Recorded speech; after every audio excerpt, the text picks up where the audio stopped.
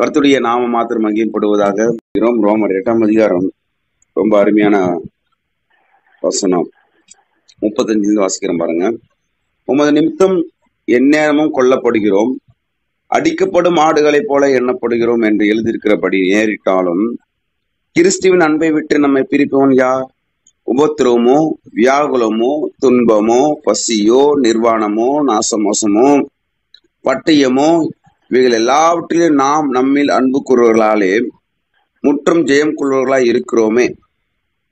மரணமானாலும் ஜீவனமானாலும் தெய்வ தூதர்களானாலும் அதிகாரங்களானாலும் வல்லமைகளானாலும் நிகழ்காரியங்களானாலும் வருங்காரியங்களானாலும் உயர்வானாலும் தாழ்வானாலும் வேறு எந்த சிருஷ்டியானாலும் நம்முடைய கர்த்தராகிய கிறிஸ்து இயேசுவில் உள்ள தேவனுடைய அன்பை விட்டு நம்மை பிரிக்க மாட்டாது என்று நிச்சயித்திருக்கிறோம். பாருங்க, இங்க எந்த சூழ்நிலை வந்தாலும் கிறிஸ்து நிமித்தம் நம்மளை கொல்லப்படுகிற சூழ்நிலை நேரிட்டாலும், பிரியாணி போடுறதுக்கு ஆடு பலியிடுவதற்கு ஆடை வெட்டுவதற்கு கொண்டு ஆடை போல பலி அடிக்கப்படுகிற ஆடை போல எண்ணப்படுகிறோம் என்று எழுதியிருக்கப்படி எங்கள் நேரிட்டாலும் கிறிஸ்துவின் அன்பை விட்டு நம்மை பிரிப்பவன் யார்? உபத்திரம் பிரிக்க முடியாது, வியாகுலம் பிரிக்க முடியாது, துன்பம் பிரிக்க முடியாது அவருடைய அன்பை. பசியோ, நாசமோசமோ, பட்டயமோ எதுவுமே கர்த்தருடைய அன்பை விட்டு நம்மளை பிரிக்க முடியாது. ஏனென்றால் அவருடைய அன்பு நேற்றும் இன்றும் என்றும் மாறாதது. அது அகாப்பே அன்பு, தெய்வீக அன்பு, சுயநலமற்றது, தன்னலமற்றது. ஹல்லேலூயா. அந்த அன்புனாலே நம்மளை மீட்டெடுத்து, அந்த அன்பு ஒரு நாளும் ஒரு காலம் மாறாது. நாம் தான் கர்த்தரை தேடாமல் மாறிவிடுகிறோம். நேற்று தினத்தை உங்களுக்கு காண்பித்தேன். ஓசியா 11ஆம் அதிகாரத்துல, ஓசியா 11ஆம் அதிகாரம், நான் உன்னை எப்படி நான் கைவிடுவேன் என்று வேதம் சொல்கிறார். எபிராயமே, நான் எப்படி கைவிடுவேன்? நீ இஸ்ரவேலே, நீ இளைஞனா இருந்த போதே நான் அவனை நேசித்தேன். எகிப்திலிருந்து என்னுடைய குமாரனை வரவழைத்தேன். மனுஷரை கட்டி இழுக்கிற அன்பின் கயிறுகளினால் நான் அவர்களை இழுத்தேன் என்ற தினத்தில் நாம் பார்த்தோம். மனுஷரை கட்டி இழுக்கிற அன்பின் கயிறுகளினால் அவர்களை கட்டி இழுத்தேன். என்ன கயிறுனால?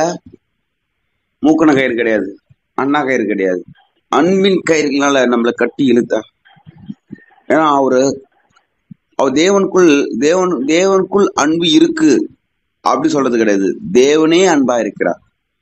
தேவனுக்குள் அன்பு இருக்கு கிடையாது, தேவனே அன்பாக இருக்கிறார்.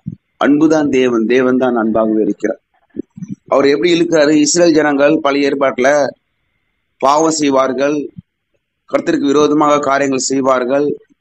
ஆண்டவராக இயேசு கிறிஸ்து தீர்க்கதரிசிகளையும் நியாயாதிபதிகள் அனுப்புவார்கள், மனம் திரும்புவார்கள். கொஞ்ச நாள் போச்சுன்னா மறுபடியும் பாவம் செய்வார்கள். மீண்டும் தீர்க்கதரிசிகளையும் நியாயாதிபதிகள் ஆண்டவர் அனுப்புவாரு, மறுபடியும் மனம் திரும்புவார்கள். கொஞ்ச நாள் போனா மறுபடியும் பாவம் செய்வார்கள், மறுபடியும் ஆண்டவர் தீர்க்கதரிசிகளையும் ஆமன் நியாயாதிபதிகள் அனுப்புவார். அப்ப இவர்கள் பாவம் செய்து கொஞ்ச நாள் கழிச்சு மறுபடியும் அவர் என்ன பண்றாரு? கொஞ்ச நாள் தண்டனைக்குள்ள போது மறுபடியும் அவர் மறுபடியும் நியாயாதிபதிகள் அனுப்புறார், தீர்க்கதரிசிகளை அனுப்புறார். அவர் அனுப்பாமல விட்டுடலாமே, ஏன் அனுப்புறார்? அவர் அன்பின் தேவன். அவர் ஆபிரகாமுக்கும் ஈசாக்குக்கும் யாக்கோவுக்கும் உடன்படிக்கை பண்ணின தேவன். 1000 தலைமுறைக்கும் ஆபிரகாம் நிமித்தம், ஈசாக்கு நிமித்தம், யாக்கோபு நிமித்தம் மீண்டுமாக அது இஸ்ரவேல் ஜனங்களை தேடிக்கொண்டு வருகிறார். ஒரு காலம் வரும்பொழுது அவரே வந்து விட்டார். தீர்க்கதரிசி அனுப்பவில்லை, நியாயாதிபதிகள் அனுப்பவில்லை, அவரே வந்து பிரதான ஆசாரனாக நமக்கு தீர்க்கதரிசியாக நம்மளை வீட்டெடுக்கிற சர்வாங்க பலியாக, தகன பலியாக, ஜீவ பலியாக அவர் நமக்காக வந்து நம்மளை மீட்டெடுத்து விட்டார். இஸ்ரவேல் ஜனங்களை மீட்டெடுத்து விட்டார். அப்ப அவருடைய அன்பு எப்படி இருக்குது? ஓசியா 11:4 நான் காண்பித்தேன். மனுஷரை கட்டி இழுக்கிற அன்பின் கயிறுகளினால் நான் அவர்கள் இழுத்தேன். அவர்கள் கழுத்துகளின் மேல் இருந்த நுகத்தடை எடுத்து போடுகிறவரை போல் இருந்து அவர்கள் பட்சமாய் சாய்ந்து அவர்களுக்கு ஆகாரம் கொடுத்தேன். 8ஆம் வசனம் பாருங்க, இன்னும் நல்லா இருக்கும். எபிராயமே, நான் உன்னை எப்படி கைவிடுவேன்? இஸ்ரவேலே, நான் உன்னை எப்படி ஒப்பு கொடுப்பேன்?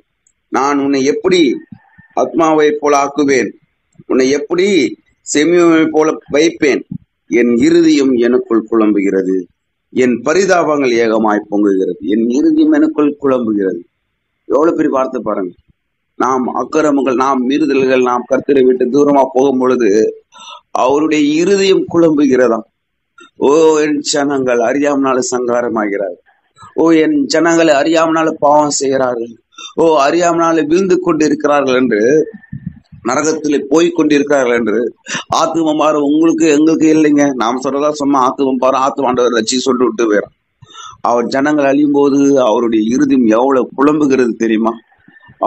அவர் படைத்த, அவர் உருவாக்கின மனிதர்கள், அவருடைய சாயல படைத்த மனிதர்கள் பாவத்திலும் அக்கிரமத்திலும் பாவ சிந்தலிலும் விழுந்து நரகத்துக்கு நேராக போகும் பொழுது அவருடைய இறுதியும் எவ்வளவு புலம்புகிறது என்று சொல்கிறது. அல்லேலூயா. அவருக்கு நமக்காக சொந்த ரத்தத்தை கொடுத்தவர், சரீரத்தை பிக்க கொடுக்கப்பட்டவர். அவர் வானத்திலிருந்து இறங்கி பூமியில் நமக்காக மனிதர்களை மீட்பதற்காக வந்தார். ஆனால் மனிதர்கள் அவர் ஏற்றுக்கொள்ளாமல் பாவத்தினால முழுகி பிசாசு இடம் கொடுத்து நரகத்துக்கு போகும் பொழுது அவருடைய இறுதியம் எப்படி இருக்கிறது? இஸ்ரேல் ஜனங்கள் பாவம் செய்கிறார்கள், மீண்டும் மீண்டும் தீர்க்கதரிசிகளையும் நியாயாதிபதிகள் அனுப்புறார். கொஞ்ச நாள் கழிச்சு மனம் திரும்புகிறார், கொஞ்ச நாள் கழிச்சு அப்புறம் மறுபடியும் பாவம் மீண்டும் மீண்டும் அனுப்பி கொண்டே இருக்கிறார். அல்லேலூயா. அவர் அன்பின் தேவன், அன்பின் கயிறுகளினால் அவர் கட்டி இழுக்கிறார். அதனால்தான் அவருடைய அன்பை விட்டு பிரிப்போன் யார்? அவருடைய அன்பை விட்டு நம்ம பிரிக்க, அவருடைய அன்பு அகாஃபே அன்பு, தெய்வீக அன்பு. அவர் இந்த பழைய ஏற்பாட்டுல கடவுளுக்கு கோபமானவருங்க, புதிய ஏற்பாட்டுல அவர் கிருபியானவங்க கிடையாது. பழைய ஏற்பாட்டிலே அதே கடவுள் தான், புதிய ஏற்பாட்டிலே அதே கடவுள் தான். பழைய ஏற்பாட்டுல தான் அப்படி வழி நடத்தி புதிய ஏற்பாடு நம்மளுக்காக மறிக்கிறார். அவர் நேற்று இன்று என்று மாறாதவர். அல்லேலூயா.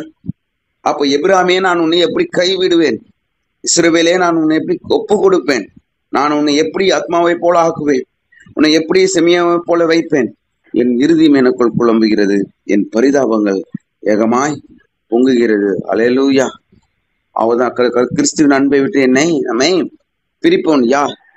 உபத்திரமோ வியாகுலமோ துன்பமோ பசியோ நிர்வாணமோ நாசமோசமோ பட்டயமோ இதில் எல்லாவற்றிலும் நாம் நம்மில் அன்பு கூறுகிறாளே முற்றிலும் ஜெயம் கொள்ளுகளாய் இருக்கிறோமே. மரணமானாலும் ஜீவனமானாலும் தேவ தூதர்களானாலும் அதிகாரங்களானாலும் வல்லமைகளானாலும் நிகழ்காரியங்களானாலும் ஒரு காரியங்களானாலும் உயர்வானாலும் தாழ்வானாலும் வேறு எந்த சிருஷ்டியானாலும் நம்முடைய கர்த்தராகிய கிறிஸ்து இயேசுவில் உள்ள தேவனுடைய அன்பை விட்டு நம்மை பிரிக்க மாட்டாது என்று நிச்சயித்திருக்கிறேன். உங்களை மன்னியும் அன்பின் கயிறுகளினால் நம்மளை கட்டி இழுத்திருக்கிறார். நம்ம ஏதோ ஒரு மீறுதலும் பாவத்தில் கர்த்தரை விட்டு பின்வாங்கி போகும் பொழுது எப்படி நான் உன்னை கைவிடுவேன் என்று சொல்றார். நம்ம அவரை விட்டு நம்ம தூரமாக போகும் பொழுது அவருடைய இறுதியும் குழம்புகிறது என்று ஏதோ சொல்கிறது. அவ்வளவு அவர் அன்புள்ள தேவன். அல்லேலூயா. எந்த ஒரு பிரச்சனை, எந்த ஒரு போராட்டம் நம்மளுக்கு பிரிக்க முடியாது. நம்ம வாழ்க்கையில சந்திக்கிற நிறைய பேர் நல்லா இருக்கும்போது கர்த்தரை தேட மாட்டாங்க. ஒரு சிலருக்கு நல்ல ஒரு பிரச்சனை வரும்போது கர்த்தரை தேட மாட்டாங்க. எப்படி இருந்தாலும் நாம் கர்த்தரை ஒவ்வொரு நாளும் தவறில்லாமல் இடைவிடாமல் நாம் தேடுகளாக இருக்க வேண்டும். அல்லேலூயா. சோதனைக்கு உட்படாதபடிக்கு விழித்திருந்து சோமனங்கள். ஆவி உற்சாகம் உள்ளது, மாம்சம் பலவீனம் உள்ளது. சோதனைக்கு உட்படாதபடிக்கு ஒரு தடுப்பூசி போடுறோம், அது வரதுக்கு முன்னாடியே போறோம், வருவதற்கு முன் காக்கிறோம். நம் ஜெபம் நம்மளோட வாழ்க்கை ரொம்ப அவசியம். வேத வாசிப்பு ரொம்ப அவசியம். கர்த்தரை தேடுவது ஒரு அவசியம். கர்த்தரை ஆராதிப்பது ரொம்ப அவசியம். அல்லேலூயா. கிருபை என்ற வாயில சொல்றதோட கிருபைக்குள்ளாக வாழ பழக வேண்டும். அல்லேலூயா. பிரியாணி என்ற வாயில சொல்றதோட பிரியாணி எடுத்து சாப்பிட வேண்டும். கிருபை எடுத்து நாம் சாப்பிடுகிறதாக இருக்க வேண்டும், ஜெபிக்கிறதாக இருக்க வேண்டும், கர்த்தர் அனுதினமா ஆராதிக்கிறதாக இருக்க வேண்டும். கிறிஸ்து வாழ்க்கை அறிவு சம்பந்தப்பட்டதல்ல, அது உறவு சம்பந்தப்பட்டது. கிறிஸ்து வாழ்க்கை அது அடிமைத்தனத்தின் ஆவியை பெறாமல் உரிமைத்தனத்தின் ஆவியை பெற்றிருக்கிறோம். அடிமை சம்பந்தப்பட்டதில்லை. ஒரு காலம் ஒருபோதும் நாங்கள் பிரச்சனையில மூழ்கி போவதில்லை, கடலில் மூழ்கி போவதில்லை, வியாதியில மூழ்கி போவதில்லை. எங்களை உயர்த்தி மற்ற ஜனங்களுக்கு நீங்கள் ஆசீர்வாதமாக வைக்கப்படுறதுக்காக நன்றி செலுத்துகிறோம். கிருபினால் மூடிக்கொள்வீராக. நாட்கள் எங்களை கொண்டு யாரெல்லாம் பிசாசில் பிடிந்தும் கொள்ளை வியாதிருந்தும் கேன்சர் இருந்தும் குணமாக்க சித்தமா இருக்கிறீரோ எங்களை கொண்டு பயன்படுத்தும்படியாக ஜெபிக்கிறோம். இயேசு கிறிஸ்து மூலம் நல்ல பிதாவே. ஆமென், ஆமென்.